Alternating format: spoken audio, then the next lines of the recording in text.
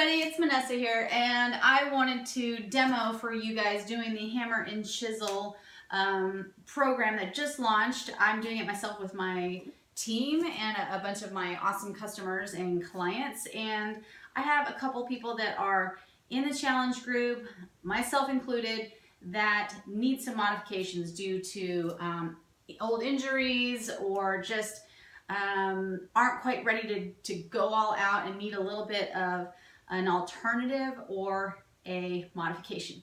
So we just wrapped up actually day 3 of the hammer and chisel program. So one of the days that we just did, which was the hammer plyometrics with Sagi, and yeah, it was killer, but there was lots of places in there where you could modify. So I'm going to quickly break those down for you guys so you can get back to your workout and let me know if these modifications helped you guys out. Share it, comment below, tell me how I can make it better. So the first move that I thought needed a little bit of tweaking is the third move, and I made some notes so that I don't get them mixed up because there's quite a bit of them. It's the in and out jumps with a bench. And as you can see, I work out from home, and that is why I'm also barefoot. Beauty of working out at home.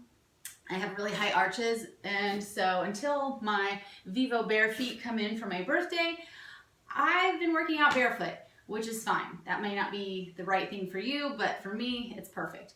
And obviously I don't work out barefoot if I do go to the gym, which is rarely. I'm usually in here. So I don't have a gym. That's another thing that's on my birthday wish list. So I just use my mat and my body weight to help me get through some of these moves that require a bench. So you can do it too. So I'm just going to demo it. So the move is you are here, and on the video, Sagi has a bench, and so do the other people. They have a bench, and what they're doing is they're starting at the top of the bench and then jumping out and then jumping back on top of the bench, right?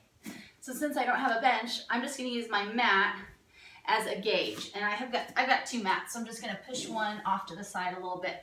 And you can see it's a little bit wider than a bench would be, but it still gives me a visual cue. So here we go. In my plank position, I'm going to pretend I have a bench, and I'm just going to tuck my feet in and jump them out, and tuck them in and jump them out, tuck them in and jump them out. Okay, and as you can probably imagine, after about a minute of that, I mean, heck, I just did 5, and I'm already huffing and puffing and breathing hard, so it's a good workout. So give that a whirl. The next move is a plank push-up slap. I don't know if that's exactly what he calls it, but that's what it looks like. So again, he has a bench, and I don't have a bench, so I'm just gonna get down here and get down on my hands and knees and do this. And for some of you also, this is another modification. If you cannot do a full-on push-up and you need to do a modified push-up, you can still get a really great upper body workout as long as you have good form. You keep your abs tight, you keep your head in line with your spine, you don't crank your neck, and you just use good form. So I'm going to show you 2 variations for the push-up bench slap move. So here's my push-up, nice and tight.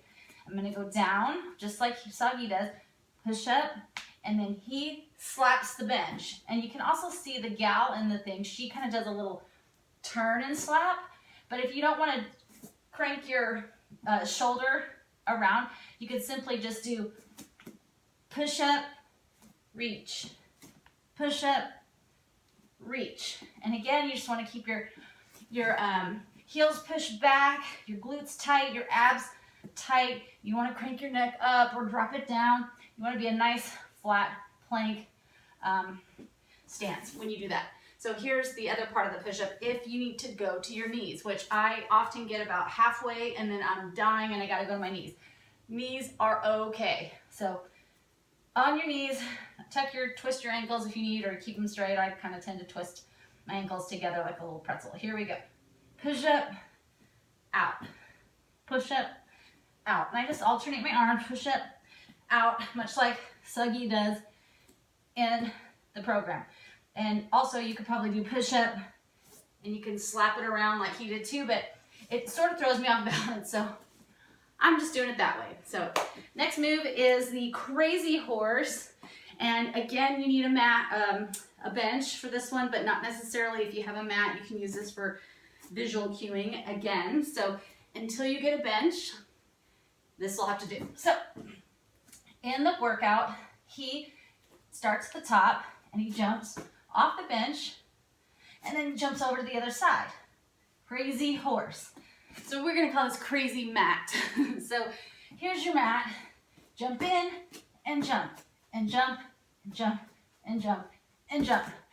Woo! Okay, so again, a minute of just jumping back and forth on your mat is gonna give you a really great cardio plyometric blast.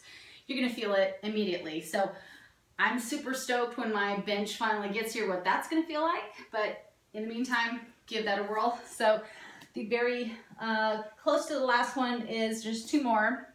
Sumo jump squats. And of course, hammer and chisel is not the only one to incorporate sumo jump squats. Obviously, Insanity has them, Max 30, 21DFX has it. So this is just another way to get through the move without actually jumping and adding impact to your spine if that's an issue for you. Or if you have knee, ankle issues. I have a knee issue. I can actually jump.